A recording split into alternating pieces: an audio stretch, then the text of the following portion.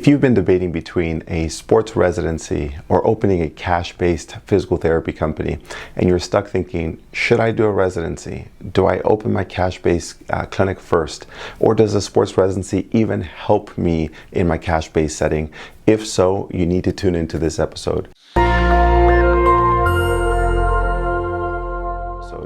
Before I go on to the podcast, hi everyone, welcome back to the podcast. Welcome all new listeners and welcome back to those who have heard my content in the past. For those of you who know, I love going positive. What's new? What's the latest and greatest in life? There's always good things. My back is finally feeling a little bit better. I just finished the second week of my calorie cut. I've lost 9.8 pounds in the last 2 weeks, and it has all been from monitoring my carbs, decreasing my sodium, increasing my water intake, and decreasing my total calories. Some of those calories will come back, and I'm not excited about that, but I'm excited to get food. There was one night that I think I mentioned on my last episode that I actually woke up from hunger.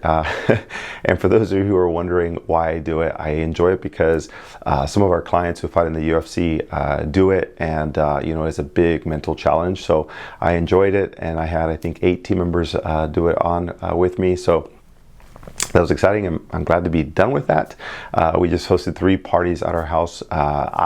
Our family has a lot of parties at our house, and they usually involve 15 to 20 people. And we had one on Friday with my team, my staff, and then on Sunday with family. So it's good to be in that routine again. We're just finishing out the summer, but finishing up all of our parties. We have one more, which my son Zach is this month. That's his birthday, and we'll host one more party this month. But otherwise, life is amazing. Back on the fitness train. Wife and I are going. We just planned out another date night. So I'm excited for us at the end of the month, and then we're going to do date days at some point. So on to this podcast. So why are we talking about sports residencies and cash-based physical therapy? It honestly came from an email that somebody inquired.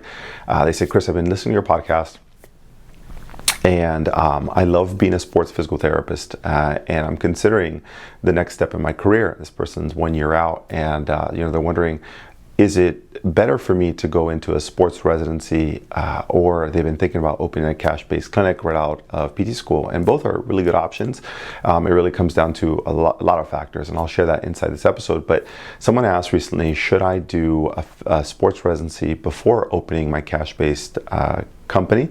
And for the obvious reasons of, will it help my outcomes? Will it help me be more successful in business? And I think you're going to find some purists out there who are, only sports residency first, or you can 100% do a cash-based company right out of PT school. You don't need those things. So I'm going to be somewhere in the middle, and I'll show you the benefits of both, and what you can gain by doing sports residency first, or what you can gain right off with a cash-based company right off the top, right out of PT school. So I'll tell my story, and I'll give you some scenarios where that might be a better case for you. But I did a sports residency right out of PT school. I did a 15-month residency at The Ohio State University, and one of the best things I could have done for my professional career. And there's tangible things that I took away from that, and there's a lot of intangibles. And what the question becomes is, what's important to you and what's important into your professional career? So I did this 1.5-year residency, and I learned a ton, and every residency is just a little different. So a little background, I did acute injury management on the field. I think I did 5 to 10 hours a week during different seasons of the rugby schedule. And I taught, I think, 5 to 10 hours when rugby was slow or they didn't have a lot of competition. Then I would fill the hours with teaching.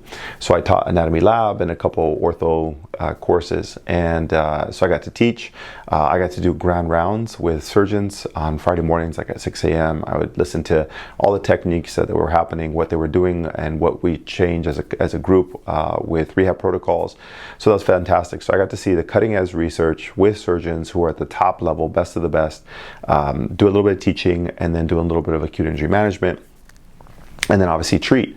And so there was ebbs and flows of how all those things kind of jive together and were part of the residency. And so in that journey, I learned a lot about being a sports PT and really how to manage an athlete from the field. And I learned the textbook process of how things should work, right? I mean, we were practicing spine boarding on a regular basis. We were going through all the journal clubs. We were talking to the surgeons about injuries. And then the great part is I would take that information and we'd bring it down to the field. And collectively, that really enhanced the application of it, right? You take a CEU course, but maybe you don't see those types of patients, or you don't know that, you don't use tape very often or that methodology very often, and you have to wait for the perfect patients to be able to do that. And fortunately for me, it was all sports related. So I would take it from the classroom, learn it in the classroom, teach it in the classroom, go to ground rounds, take in new information, try and apply it on the field. And sometimes it would work, sometimes it wouldn't work. And what I really understood was the residency's job was not to give you just the exposure, but was really how to process all that information and put the entire map, the entire journey, the entire roadmap that an athlete or a patient goes through, and understand the cycle from injury to the clinic, maybe to the surgeon's office, and literally having a patient go through that entire cycle and being able to help them at every stage. And that helped me tremendously. And having mentors were so critical, because ultimately what they taught me was what to avoid and if I was on the right track. And people always confuse mentorship with learning clinical skill development. And that wasn't necessarily my priority. My priority was, initially I did go in for that, but as I grew into it, I realized my priority was, I need help putting it all together. That was this absolute struggle for me, because I was like, I know how to mobilize, I know how to tape, I know how to adjust, I know how to do these technical skills. But what I didn't know how to do was put that all together for this athlete's case in this scenario during this season. And then it'd be a scramble when that patient or that athlete had to compete that week, or they had to compete in an unrealistic timeline, or they re-injured themselves and they're in the game. What do I do here? And so what I didn't know how to do was put that all together in certain scenarios. And what the residency did was give me that confidence to be able to say, okay, well, they're injured on the field. I know normal timelines, but they have a tournament in 4 weeks. What would I change a little differently? When would I be a little bit more conservative? That's where really the exposure came from. And a lot of my mentors helped me piece that together. And so my entire residency, I was trying to figure out, yes, I'm developing clinical skills. Yes, I'm developing clinical skills, but when do I use it? How do I use it? That to me was the most powerful.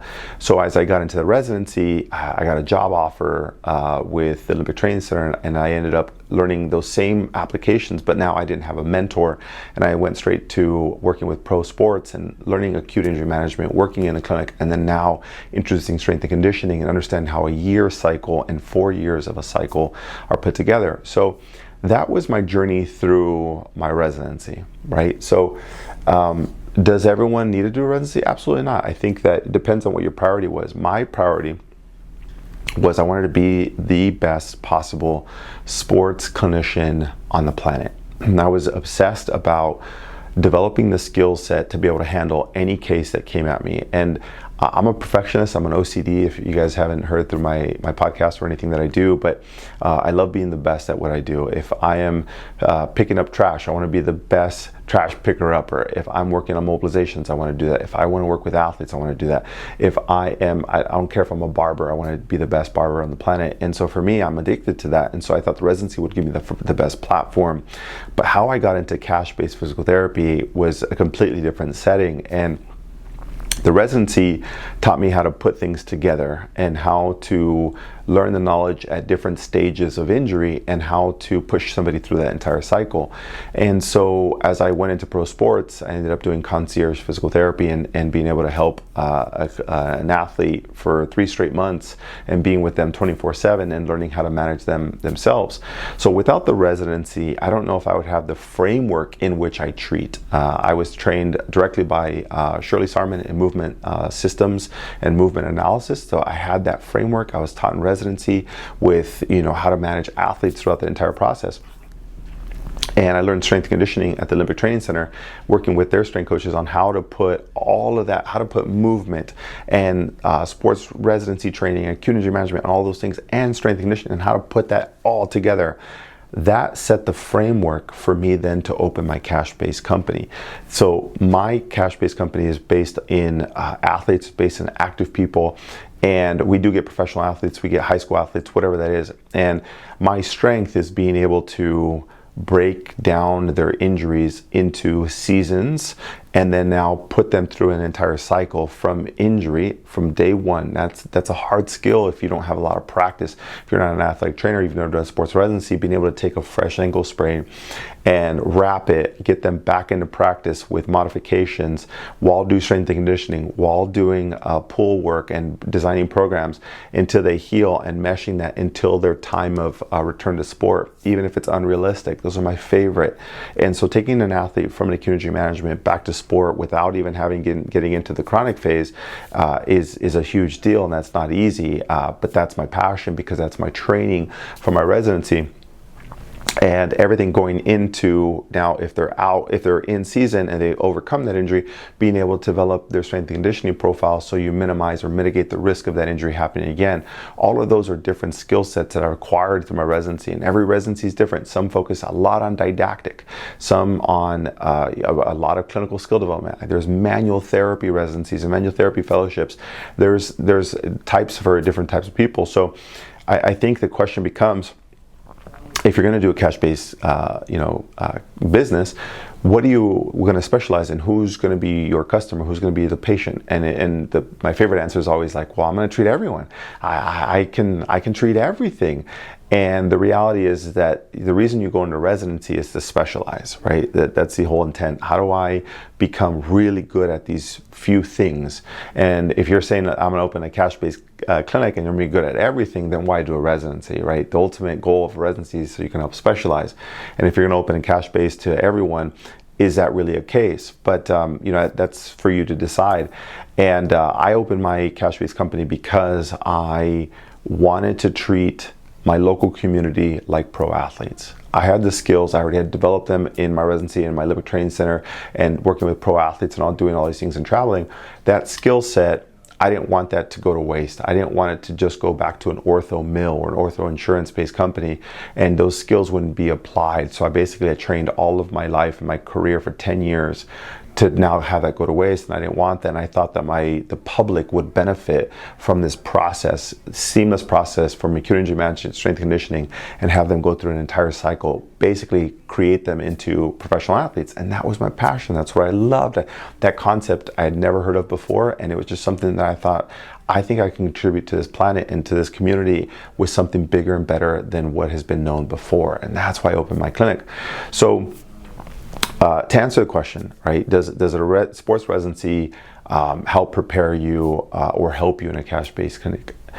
When you look at a residency teaches you clinical reasoning. It teaches you the hard skills on, if you have patient A, ACL repair, or you have patient B, a dislocated shoulder, and both of them need to return to sport in 8 weeks. How do you manage them differently? Or it's an on-the-field injury, and they now have a fracture of their tibia. What do you do with this person? How do you get them out? What do you do in 911 process? How do you triage them? What if somebody faints, has a seizure, concussion? How to manage those? Those are all fantastic skills, and how to reason through all those processes. So a sports residency will teach you the hard skills. Those are clinical skills to help you in the clinic or on the field. Those are really beneficial things. Now, then those are hard skills, but then there's also soft skills. And soft skills is communication, intangible things with people, your patients, that PT school or residency doesn't focus on, because those things don't dictate whether an insurance-based or insurance is going to reimburse you. It's all about the outcome, right? So did you achieve 5 degrees of range of motion? Did you achieve whatever it is that you're trying to achieve? Now, the hard skills are fantastic because that's going to get you some outcomes. The intangibles, the soft skills, help you build a better relationship. They help you get better outcomes faster, but it's harder to prove. Now, what it does allow you to do is understand why how to help somebody in their expectations on what that it's going to entail, how long it's going to take to recover, understanding, that person, communicating properly, showing empathy, sympathy, all the things that you love about your doctor, your physician, your surgeon, your therapist, your dentist. All those intangibles are the reason why people have better outcomes psychologically, and the hard skills are important, and so are the soft skills. So residency does train you with the hard clinical skills, which are really important, but it doesn't train you on the soft skills. And you might be saying, well, of course, that makes sense. It's not part of the APTA's big goal of growing the profession is soft skills. That's not it. And why is that important? On my last podcast, I've shared this, and I'm very passionate about this. I think people need to understand in business, you have 3 P's that you have to understand, and that's the product, the people, and the process. Whether you are shopping at Target or Walmart or any business, that business is held up by those 3 P's. So if you go to a barber and they have 3 P's involved in their business, the product is the actual haircut itself. Do they line me up just right? Is it a good fade? Is it perfect for what you need? Do they style it just right? That's the actual product itself. Did they do the job that you're paying for? Now, what happens during the experience you're there with them? You're sitting down in the chair and they're completely quiet, and it's a little awkward, and you try talking to them and they only answer with one-word answers. What happens then? How do you feel? They got the job done, but would you come back? And you're like, well, is it cheap or is it not? Okay, now that changes the game, because if you had to pay a premium dollar for a product that was just done, but it wasn't a great experience, you're like, I could have got that done at somewhere else, at a Fantastic Sam's or a local chain that really is a cheaper rate, good product, not that bad of an experience, but it's better than paying what I just did. And that's how people make decisions. You fail to realize that because you're a clinician who's trained in hard skills, going to residency to learn more hard skills, but you forget that you're a customer as well. And the customer you're going to serve is dependent on those 3 P's. They come for the product, but they stay because you understand people and how to manage them and how to communicate and the soft skills associated with that.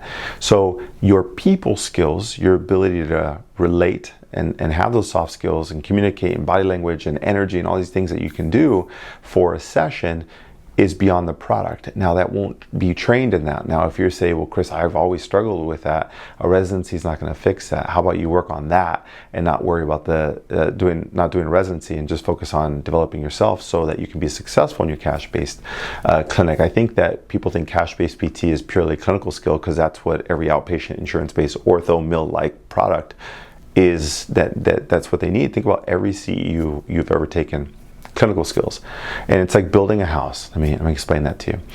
If you were going to hire somebody to build a house and you didn't have a general contractor to show you what the timeline is, this is how you build a house, and you just hired the carpenter, somebody who just does woodwork, or you hired a roofer, and you said, hey, I want you to build me this house. And they're like, I'm a roofer. I've learned how to roof, but I don't know how to frame. So now you got to buy another, that person says, I now have to learn how to frame. So they learn some skills and learn how to frame the house. And they're like, now I got to drywall. I got to put some drywall. I got to do electrical. I don't know how to do it. So they take all these courses, they learn how to do these things, and they learn, electrical work, and they learn plumbing and all these other things. And they're like, you ask, well, okay, well, how long is it going to take? They're like, I've only learned how to piece this together. I've never actually done it as a whole.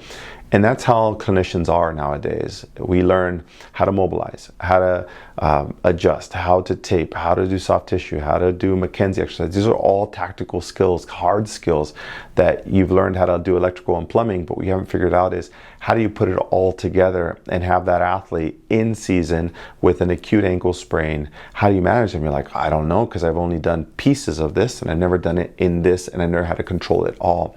And learning how to put together a house and put together a plan that an athlete can go through and seamlessly go through an entire process with you for up to a year, that's like building a house. You haven't become that general contractor. And so if you're looking for more clinical skills to piecemeal things, to learn how to roof, to learn how to do a foundation, that's not what you need. Not in cash-based PT. In insurance-based PT, yes, because the quality is irrespective. people don't care about quality care in insurance-based. You might say like, well, I have a lot of patients who do. Yeah, right. If you had a $10 copay, they don't care. If you had an $80 copay, now they care. But you're so used to clinical skill that you realize that they don't want to pay for the same product if the experience hasn't gone up. What more do they get from that? What's the value that you're going to add to that? So residency doesn't help you on that, but it does help you with clinical skill development and the hard skills. Now, as I mentioned, you have to work on the product, which you all work on your entire career. You have to also work on the people, which is where you probably struggle the most. You're like, how do I work on people? What do I do? And the last one that I mentioned on my last podcast is the process. And how do you get somebody seamlessly? Does every evaluation look the same and consistent? Or is it tailored to every single person that you get lost and you fumble your words and you go over 10 to 20 minutes over the allotted time? All these things are factors inside working with people in a cash-based setting. And if you don't have a good seamless process, it's very choppy. You go from on the table to sitting down to on the table to standing up, and that person's like flared up and you don't have a seamless process, that's going to affect how successful you are in business. And if your process is not smooth and aligned, that person will find themselves at another facility. And if you've relied on your clinical skills and your process is not good and your communication is not good and your experience is not good, what incentivizes that person to not just see that same style of clinician in insurance-based care? And you have to be able to do all three. And so when somebody brought up this question, does a sports residency help me in a cash-based setting? It does, to a T. And for instance, in my clinical practice, it has helped me with learning how to manage somebody from start to finish, all the way through. I can manage any patient that comes at me, any athlete, any timeline, anything, any condition, and I will find a route for them. I might not get them 100% better. I might not get them 90% better, but I will instill the confidence and I will show them through the experience that I can provide value for them, that I can provide solutions for them. Why? Because I genuinely care and I want to make a difference in their life, and I'm going to find solutions. So if I don't have that clinical skill, I'll get it, but I'll make sure that experience and that people skills, that people understanding is what they want and what they expect, and my process is going to be absolutely seamless so that there's less of a barrier or friction for them to realize that I'm the clinician for them. So what does a residency help you with? I think a residency helps you with what you're going to do to them, right? I'm going to mobilize their back. I'm going to cup their QL. I'm going to scrape their triceps. I'm going to insert the blank. What you're going to do to them. That's the premise of a residency, to prepare you to be able to manage athletes at any given time. You'll learn more clinical skills, more framing, more electrical work, more plumbing. That's what you are going to learn. But what you don't learn how to do is become the general contractor and understand timelines and how long it's going to build the house. And if it rains, what do I do? And if it's snowing, what do I do? And you learn those scenarios. And in cash-based physical therapy, that's an essential skill that you have to develop. And as you go into it right now, you might be like, well, I'm in school, or I just opened my PT practice, and you're obsessed about clinical skills. How do I get more of them? And if you're going to a residency because you want to develop more clinical skills, I would say just do more CEUs and then open up your cash-based company. Now, if you're saying, well, I've always wanted to do a residency because it's a mission of mine, I'm very passionate about developing myself personally, then I think there's something to that.